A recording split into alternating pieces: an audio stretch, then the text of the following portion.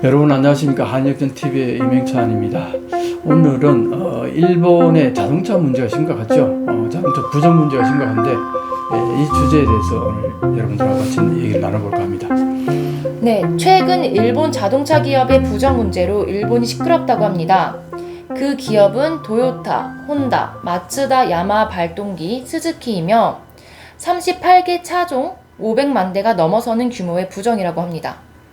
이렇게 부정이 있던 현행 생산차는 즉시 출하 정지되었는데 혼다, 스즈키는 생산되고 있지 않는 차종이지만 도요타 3종, 마츠다 2종, 야마하 1종에 대해 교통성은 출하 정지를 내렸다고 합니다.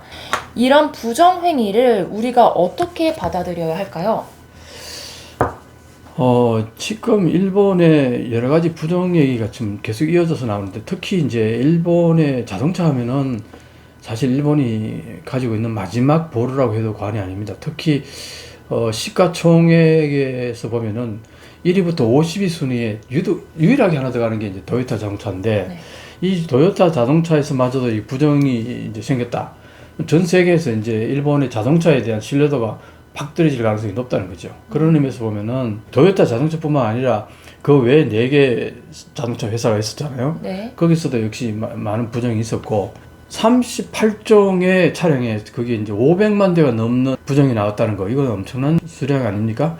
이제 이렇게 보면은 최근에 일본의 여러 가지 어려움들이 이제 많지만 그래도 어쨌든 일본은 부지런하고 정직하고 친절하고 뭐 여러 가지 일본의 그 국민성에 대한 특히 이제 모노즈거리, 장인정신, 여기에서는 승과 열을 다해서 좋은 물건을 만들어내는 그런 어떤 본받을 만한 정신, 뭐 이런 식으로 세계에 알려져 있었는데 가장 대표적이었던 도요타 자동차에서마저 오랫동안 그것도 많은 양의 부정이 있었다는 것 자체에 대해서 세계가 이제 깜짝 놀라고 있는 거죠. 일본에요, 이 부정행위가 그 다음에 리콜이라든가 뭐 여러 가지 이제 단종이 된다든가 출하를 못하게 한다든가 이렇게 해가지고 이것 때문에 GDP가 마이너스로 떨어질 가능성이 상당히 높다는 얘기하고 있어요. 그렇지 않아도 지금 4분기 두 분기 연속 이어서 지금 마이너스 GDP 성장이거든요. 그래서 이게 앞으로 3개월 후나 또 그 이후에 그때 마이너스 성장한다면은 지금 이제 자동차 출하량을 금지한다거나 뭐 이런 것들로 인해서 나타날 가능성이 상당히 높다는 거죠.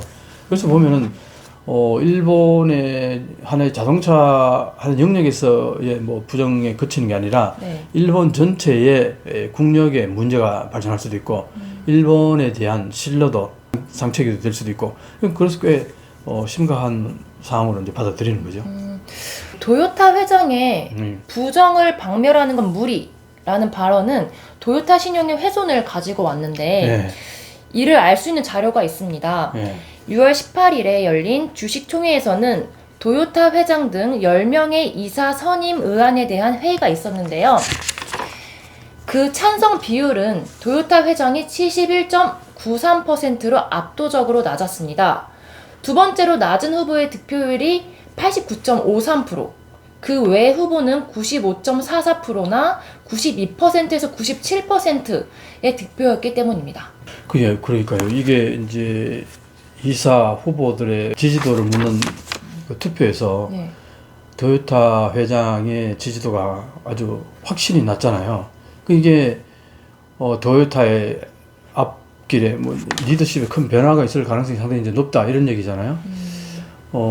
그런데 이 도요타 회장이 한 얘기가 부정을 박멸하는 것은 무리라고 이렇게 얘기했는데 사실 부정을 박멸하는 것은 어렵다 이 정도로 표현하면 됐을 일을 무리다 이렇게 얘기한다는 것은 앞으로도 계속 부정이 일어날 것을 각오하라 뭐 이거 아니에요. 근데 이렇게 발언을 하는 것 자체가 과연 리더로서의 그 리더십을 제대로 발휘한다고 볼 수 있나 싶긴 합니다. 지금 현재 일본에서 많은 위기들은 어떤 면에서는요 리더십의 위기라는 얘기를 많이 합니다. 그래서 일본 문화 자체의 어떤 그 문제도 있겠지만 이 리더십에서 오는 위기의식 이런 것들 참 저는 오래전부터 그런 얘기를 많이 들어왔었는데 네. 지금 도요타에서조차도 이제 이 리더십의 위기가 온다. 그 지금 해외 그 소위 말해서 지주들에게서 도요타에 네. 이 도요타 회장을 불신임한다 하는 얘기가 이제 계속 나와요. 네. 예, 그렇게 보면은 해외에서는 도요타 회장을 교체했으면 좋겠다 이런 이제 인식을 보인다는 건데 이제 앞으로 어떻게 될지 한번 지켜봐야겠습니다. 버블 붕괴 이후에 계속되는 부정이 네. 있는데 그 이유 중에서 코스트 삭감이나 현장 압박 네. 혹은 조직 관리상의 문제, 제도 문제가 있다고 하는데 이게 대체 무슨 이야기인가요? 예, 뭐 사실은 이제 이 버블 시절 계속 경제가 좋을 때는 지금 현재 하고 있는 것에 대해서 이대로 가면 좋겠다. 뭐 그렇게 해서 그냥 잘 굴러가는 거죠. 그런데 이게 버블이 꺼지면서 여러 가지 어려움이 발생하니까 이제 어떤 현상이 발생하냐면은 기업의 입장에서는 뭔가 이게 살아남으려고 발버둥 치는 거 아니겠어요? 네. 그러다 보면은 계속 마이너스 되는 거에 대해서 이제 브레이크도 걸어야 되겠고 하니까 약간 압박 경영을 좀 한다고 봐야겠죠. 그 당시에 불황이 뭐 때문이었겠어요. 사실은 엔화가 갑자기 상대적으로 평가가 높아지면서 가격 경쟁력이 있어서 많이 불리해졌단 말이에요. 일본 제품들이. 네. 그러니까 그 부분 때문에 이게 영업이 참 어렵단 말이에요. 그런데 목표치는 이루어야 되니까 그 목표치를 향해 가지고 강하게 압박을 한단 말이에요. 시간을 좀 단축해서 많은 양을 만들어내라든가 어느 시기까지 반드시 이걸 이뤄내라든가 이런 게 어떤 면에서는 회사에서 또 많이 이게 방출이 됐단 말이에요. 그 당시 회사가 어려우니까 직원들을 회고가 그러니까 된 거죠. 회고가 많이 되고 해서 그런 일손이 좀 부족하잖아요. 네. 그런데 기존에 하던 그 매뉴얼대로 해야 되는 일은 줄지 않고 네. 일손은 부족하고 그런데 그걸 목표치는 반드시 이뤄내라 이렇게 이제 지시가 내려오니까 그게 이제 현장에서는 상당히 압박을 받는 거죠. 그러다 보면은 현장에서 사실은 여러 가지 부정과 조작과 이런 것들이 네. 일어났다고 그러잖아요. 네. 그러니까 이 부분은 역시 그때 그 상황이 여러 가지 안 좋았기 때문에 그렇게 일어나는 것이다 이렇게 이제 볼 수 있죠. 그럼 그 안에는 일본의 조직 문화, 수직 관계, 네. 그러니까 그런 게 좀 큰 작용을 한 건가요? 근데 이게 일본은 수직 사회 네. 밑에서 잘 이렇게 자기 의견을 강하게 어필한다거나 이런 문화가 아니에요, 일본에서는. 요즘 어떤 얘기가 있냐면요. 그 퇴직하는 사람이 네. 상사에게 오늘부로 사표 내겠습니다. 그렇게 하고 나가면 되잖아요. 네. 근데 저 그만둬야겠습니다 하고 그러면은 상사가 만류를 하잖아요. 네. 이런저런 이유로. 네. 그게 귀찮은 거예요. 그걸 받아들이기 어렵고. 그래가지고 퇴직 대행 회사에다가 이걸 의뢰를 한다는 겁니다. 그러니까 퇴직 대행 회사요? 무슨 말이죠? 내가 퇴직을 하고 싶은데 네. 사표를 내려니까 이게 잘 상사 앞에서 이게 잘 안 내키는 거예요. 아, 대신 말해주는 거예요? 그러니까 그 회사가 대신 이 사람이 지금 퇴직할 의사가 분명히 있으니까 퇴직할 거니까 그걸 전제하에 필요한 서류 같은 거 얘기해 주라. 그럼 우리 회사가 그 다 준비하고 다 처리할 테니까 이 사람을 대행해서 네. 오늘 처음 들어봐요? 네. 이게 지금 일본에서 엄청나게 그 번창하고 있는 사업이랍니다. 그러니까 뭘 말하냐 하니까 일본에서는 이게 남 앞에서 남하고 이렇게 뭔가 협상하고 자기 의견을 강하게 주장하고 자기 의견을 관철하고 이런 것들이 잘 안 된다는 거예요. 그게 일본 특유의 문화예요, 그게. 그러다 보니까 이제 이 회사 내에서 어떤 큰 조직 안에서 아주 위에 높은 분이 목표치를 딱 정해놓고 반드시 이건 언제까지 완수를 해야 돼. 이렇게 하면은 밑에서 여러 가지 이유가 있을 거 아니에요. 그게 힘들다는. 네. 그거를 매주할 고주할 이렇게 어필하는 것 자체를 상당히 힘들어하고 꺼려한다는 거죠. 웬간하면은 그게 보조를 맞춰야 한다는 그런 강박관념 같은 게 있다는 거죠.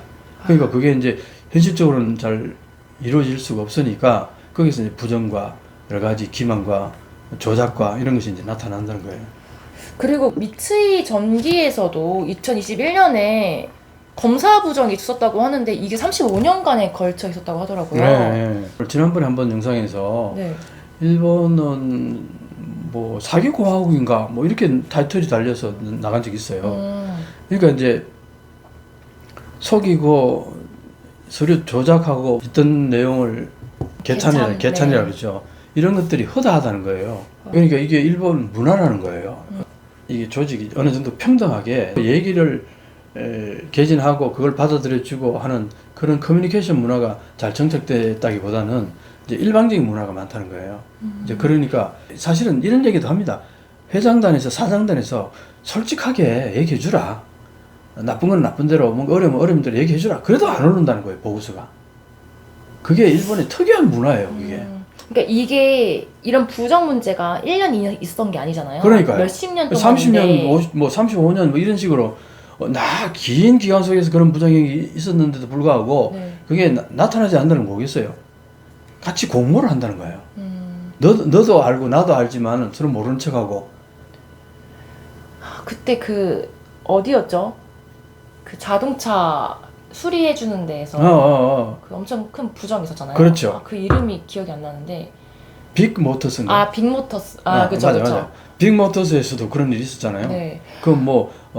자동차 자동차 수리하러 보내놓으면 그게 드라이버 같은 걸로 쥐 긁어놓고 그 다음에 뭐 그러니까 양말에다가 골프공 집어넣어가지고 그 네. 범프에서 막 두드려 이어가지고 그 우박이 떨어져서 이렇게 됐다고. 네.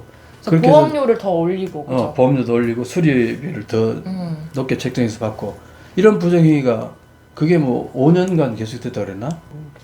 누가 봐도 그거는 부정행위고 눈에 띌 텐데 그게 5년씩이나 계속 갈 수 있었다는 거는 같이 서로 눈 감아주고 공모하지 않는 한은 힘들다는 거예요. 그게 문화라는 거예요, 이게. 심지어 다 큰 기업이잖아요.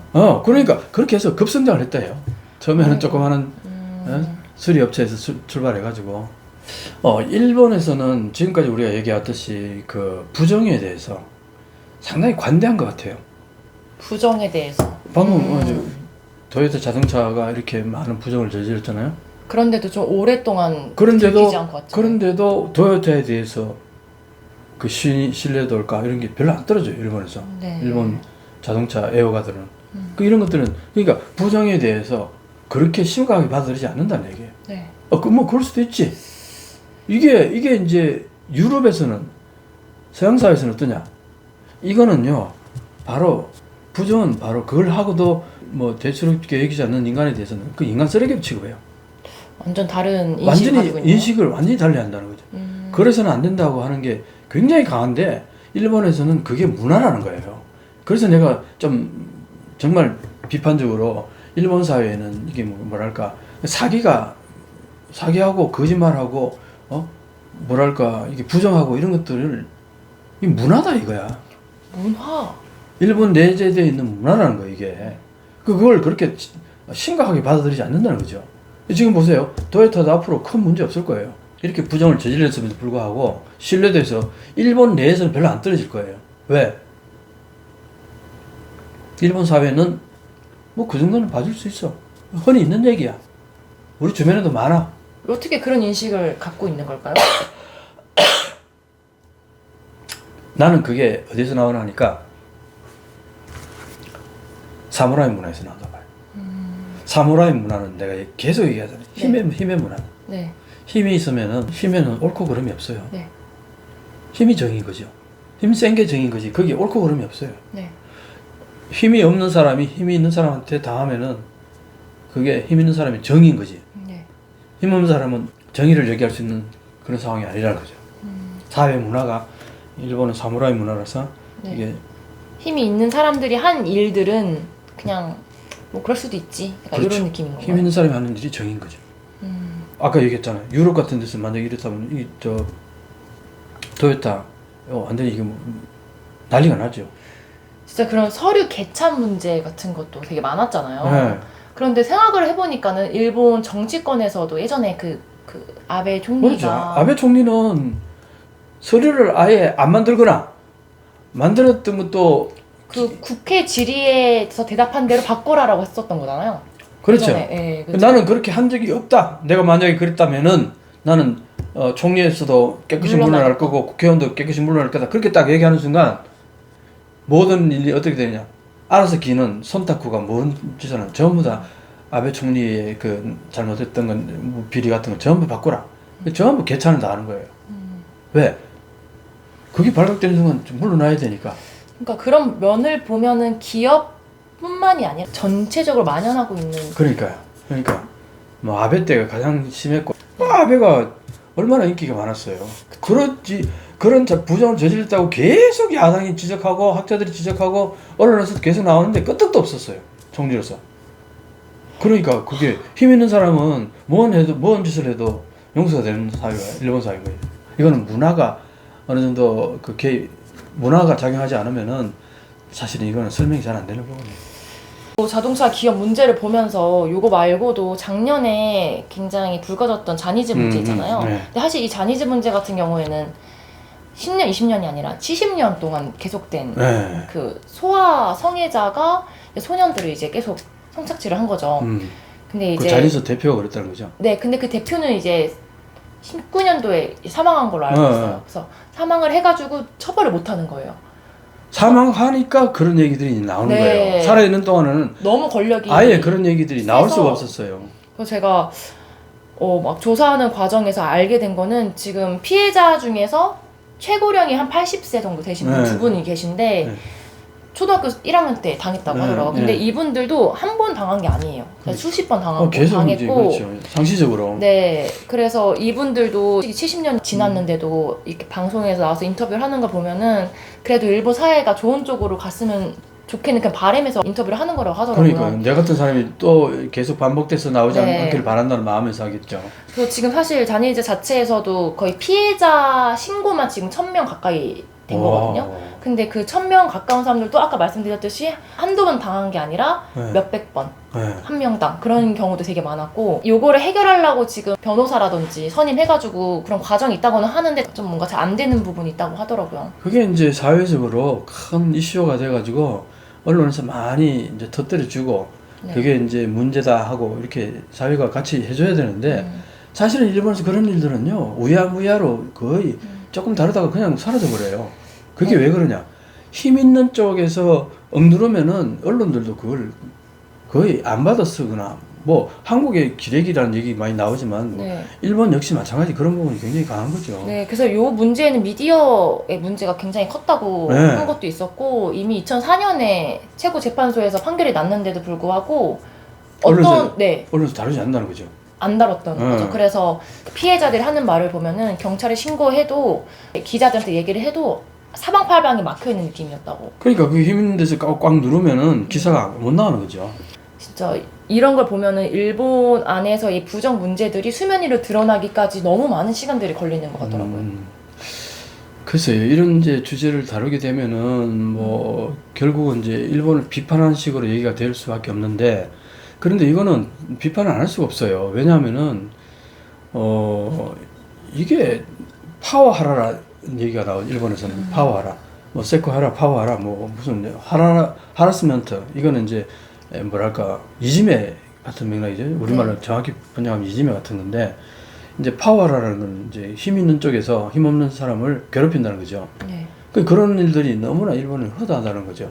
그래서 내가 일본을 얘기하는 게 일본 수직 사회에서 갑과 을이 명확해가지고 갑은 갑질을 하는데 이게 당연하게 여겨진다는 거예요. 그래서 이게 지금 우리 사회에서 보면 이게 굉장히 큰 문제고 네. 이건 있을 수 없는 얘기인데 네. 한국에서 만약 이런 일 있다면 발칵 뒤집혀 난리가 났겠죠. 그쵸. 근데 저도 이게 일본 방송에서 많이 보기도 했고 유튜브 그런 채널에서도 언급되는 걸 많이 보긴 했거든요. 근데 조금 그렇게 언급이 됐는데도 거의 뭐 큰 사건처럼 안 느껴지는 거의 유야무야로 그냥 네. 가라앉아 버려요 그냥. 그래서 뭔가 답답한 느낌이 있어요. 근데 그 사건 내막을 보면은 그 내용이 어마어마하잖아요. 네. 그래서 결국 그게 처음에 밝혀진 게 어느 그 카우안 오카모토라는 사람이 일본에서 미디어에서 안 받아주니까 네. 영국 BBC에 가서 이제 그렇죠, 기자회견을 했거든요. 그러니까 일본 언론은 그걸 문제화하고 기사화할 용기가 없는 거예요.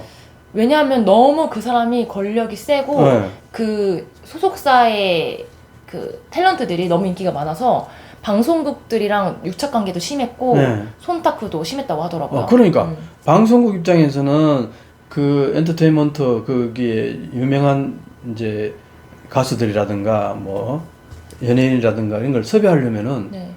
그게 완전히 어리예요 방송국이. 맞아요. 협박.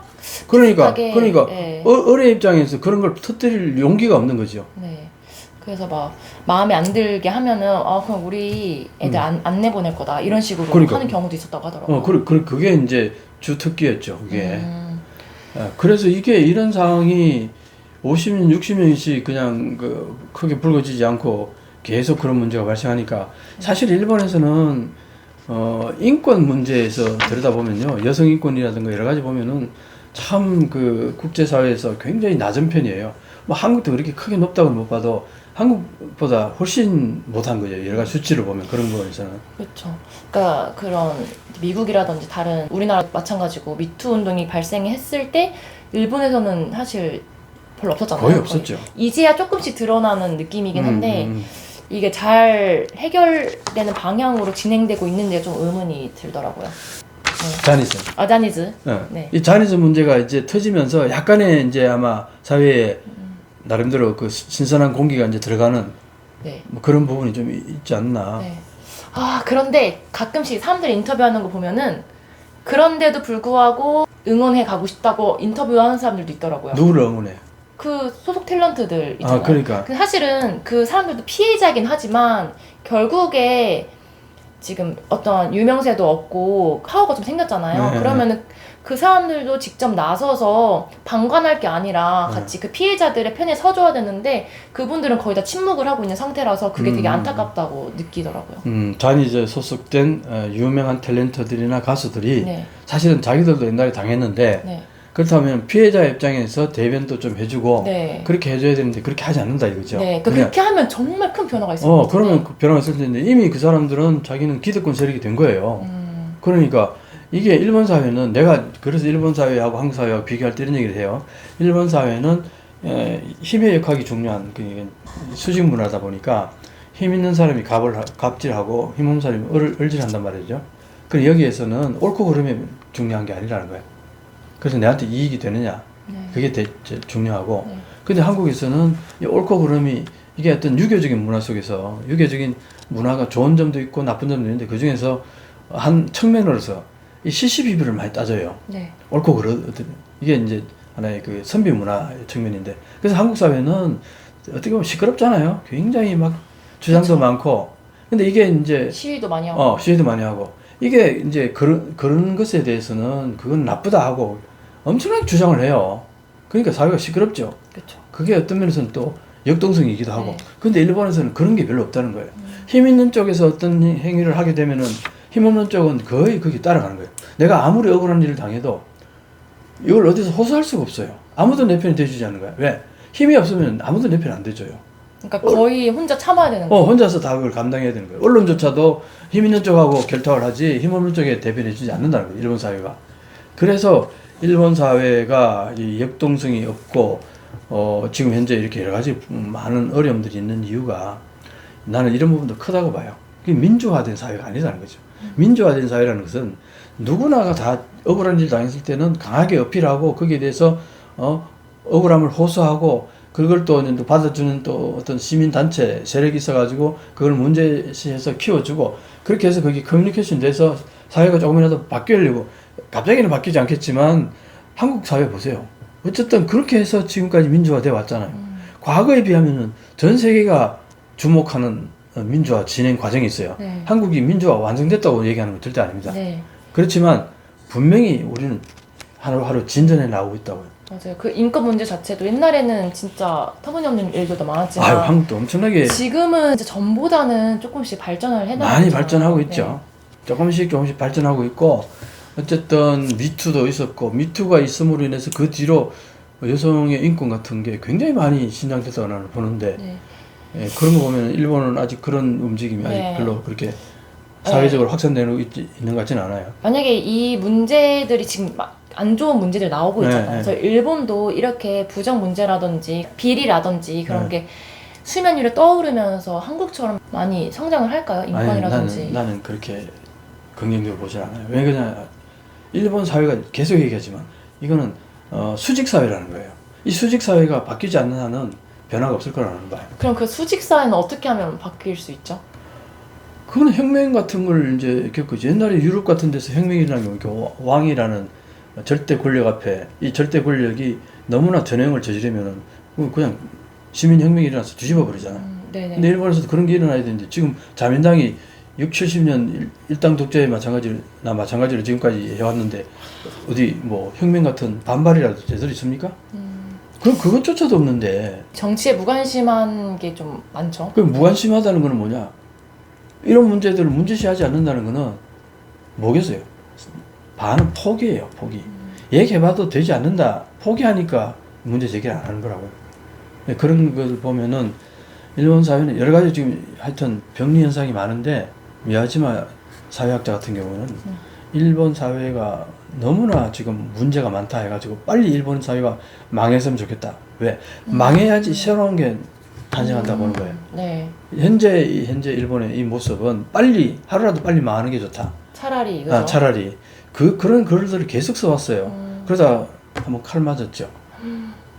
캠퍼스 내에서 한번 그 사람이에요? 그분이시구나. 그분은 일본 사회는 하루라도 빨리 망해야 된다. 그래가지고 아베가 총리할 때 덩실덩실 춤을 췄어요.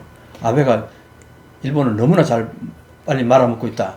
일본 싫어서 그런 게 아니라 일본을 위해서 그 얘기를 한 거네요. 그렇죠. 네. 현재 일본이 이 말해서 부조리하고 영 문제가 많은 이 시스템이 계속 가게 되면은 을에 있는 위치에 있는 힘없는 사람들은 너무나 고통스럽다는 거예요. 네. 그래서 이 시스템이 빨리 붕괴되고 새로운 하나의 시스템으로 넘어가는 메이지신 같이 어떤 새로운 어떤 혁신적인 뭔가로 넘어가는 그런 과정을 거쳐야 사회에 변화가 올 거 아니에요. 네. 그 변화가 와야 지금 현재 이 구도가 새로운 어떤 긍정적인 어떤 측면으로 발전적으로 변할 수 있지 않을까. 이제 그렇게 보고 일본을 하루라도 빨리 망해야 된다 이 얘기를 한 거예요.